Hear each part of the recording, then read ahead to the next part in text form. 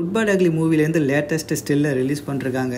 பார்த்தீங்க அப்படின்னா இந்த ஸ்டில்ல நம்ம தலை வேற லெவலில் இருப்பார் போல். ஃப்ரண்ட் லுக்கில் 2 காதுலையுமே இயர்ரிங் இருக்குது. பிளேசர் போட்டிருக்காரு. ஸோ சால்ட் அண்ட் பெப்பர் ஆஸ்டில் தான் இருக்கும் போல்.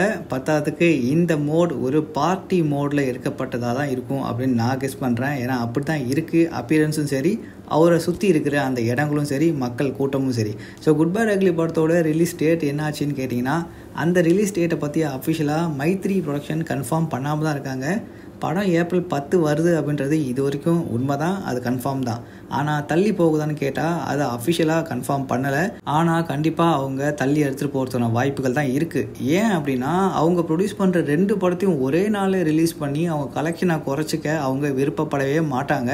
ஸோ யாராக இருந்தாலும் அதானே. ஸோ அதன்படி பார்த்தா குட் பை டக்லி மூவி தள்ளி போகிறதுக்கான வாய்ப்புகள் இருக்குது. மொத்தமாக 5 லாங்குவேஜில் ரிலீஸ் பண்ணுறதுக்கு பிளான் பண்ணிருக்காங்க. இது ஒரு பேன் இண்டியா ரிலீஸாக தான் இருக்க போகுது.